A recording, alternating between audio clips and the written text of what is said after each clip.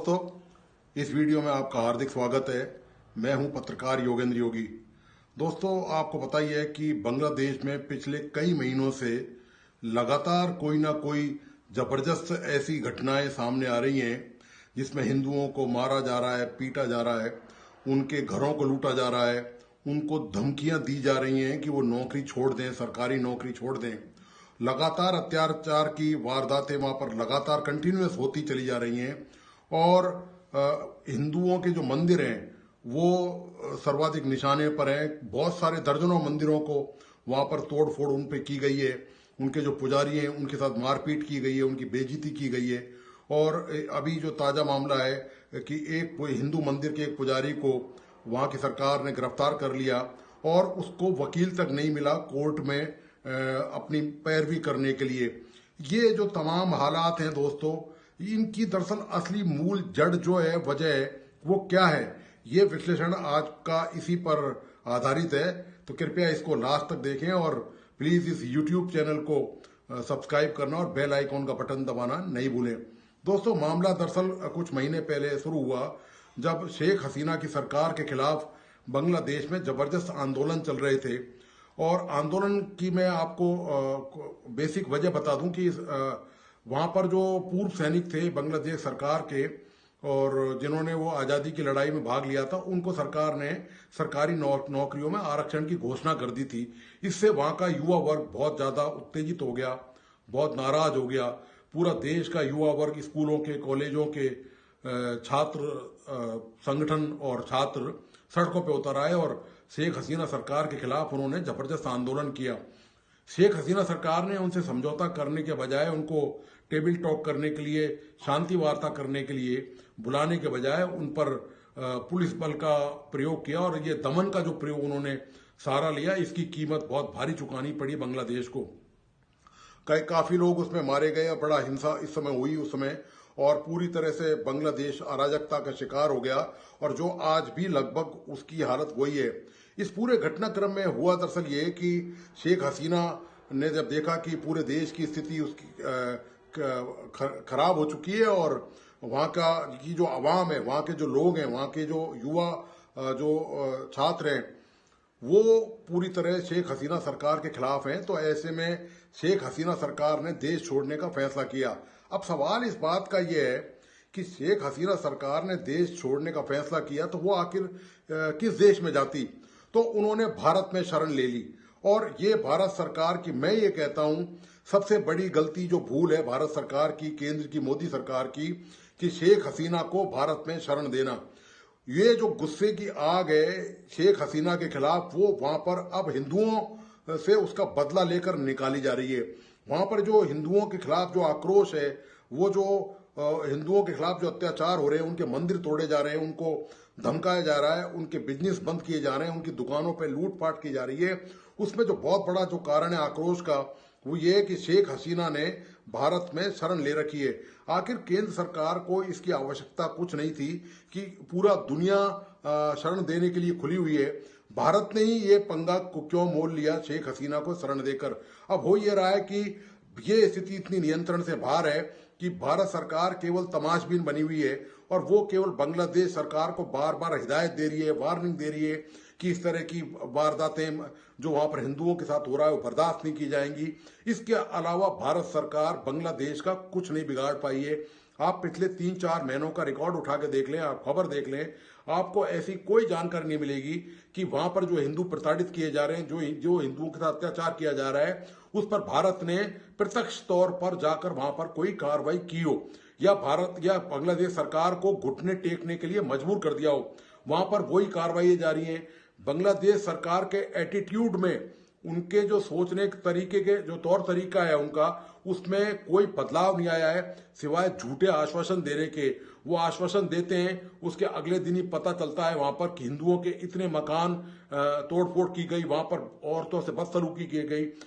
हिंदू जो माइनॉरिटी है वो वहां पर बहुत बुरी तरह परेशान है, घबराई हुई है। उसकी जो मूल वजह है दोस्तों, वो शेख हसीना को शरण देने का जो गुस्सा है वो वहां पर हिंदुओं पर निकाला जा रहा है। मुझे आश्चर्य इस बात का है कि 1984 में जब देश में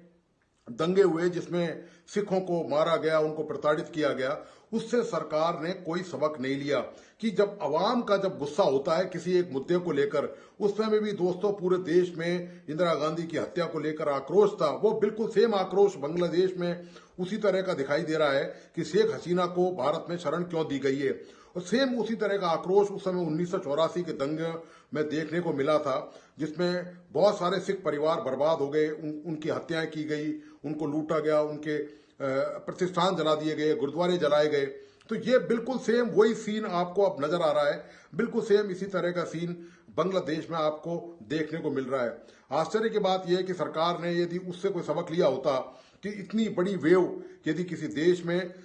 चल जाती है तो उसको संभालना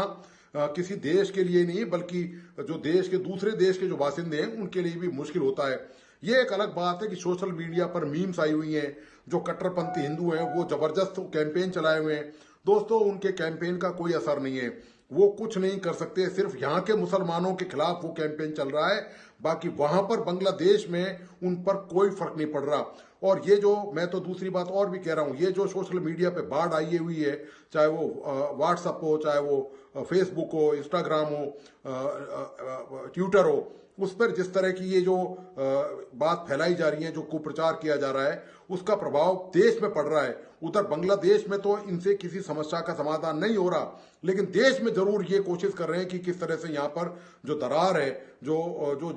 जैसे तैसे जो सांप्रदायिक एकता सद्भावना बनी हुई है उसमें किस तरह से दरार डाली जाए। इस तरह के वीडियो आपको भारत में पूरे देश में बाढ़ आई हुई है इन सब चीजों की। लेकिन बांग्लादेश के मामले में इन लोगों के बस में कुछ नहीं है, क्योंकि सरकार इन्हीं की है, केंद्र में भारतीय जनता पार्टी की सरकार है और सरकार अपने आप को लाचार और बेबस मान चुकी है दोस्तों, क्योंकि वो बांग्लादेश में हिंदुओं को लुटते पिटते कुटते हुए देख रही है और कुछ कर नहीं पा रही है। ये हाल है। यदि सरकार ने सबक लिया होता 1984 के जो सिख जो दंगे हुए थे उस समय, तो शायद ये नौबत नहीं आती। और शेख हसीना को शरण देना देश में, मैं ये मान के चलता हूं कि हमारी विदेश नीति की बहुत भारी भूल है और इस भूल की कीमत करोड़ों बांग्लादेशी, 1 करोड़ से ज्यादा हिंदू जो है वो बांग्लादेश में रहते हैं, उनको चुकानी पड़ रही है। और दोस्तों आगे भी उनका भविष्य वहां पर किसी भी हालत में सुरक्षित नहीं है, क्योंकि वहां पर भी जो कट्टरपंथ है, जमात इस्लामी जो संगठन है, जो जिसको माना जाता है कि ये टेररिस्टों की पैरवी करता है और उसमें कहीं ना कहीं उन गतिविधियों में शामिल है, वो उसमें बहुत ज्यादा सक्रिय है वहां पर। और इसके अलावा वहां पर अवाम में वहां के जो बांग्लादेश के जो लोग हैं वो इस बात को भूल चुके हैं कि भारत ने उनकी मदद की थी और पाकिस्तान ने जो अत्याचार किए थे, जो लाखों महिलाओं से वहां पर पाकिस्तान के सैनिकों ने बलात्कार किया था, वो बात भूल चुके हैं। और किस तरह से भारत ने अपने सैनिक गंवाए थे उस समय बांग्लादेश की आजादी के लिए, भारत को कितनी बड़ी कीमत उसकी चुकानी पड़ी, भारत ने कितने संसाधन झोंके, कितने सैकड़ों हमारे सैनिक उसमें शहीद हुए। लेकिन बांग्लादेश को इन सब बातों को, अब ये सब इतिहास का विषय हो चुके हैं, इन बातों से बांग्लादेश के लोगों को और वहां की सरकार को लगता है अब कोई सरोकार नहीं रह गया है। तो ये जो कीमत है दोस्तों ये चुकाई गई है और बांग्लादेश की सरकार लगातार शेख हसीना के खिलाफ वहां पर मुकदमा चल रहा है और वो मुकदमा जो चल रहा है उसमें शेख हसीना को वो प्रत्यार्पण की मांग कर चुकी है बांग्लादेश की सरकार, लेकिन भारत सरकार शेख हसीना को देने के मूड में नहीं है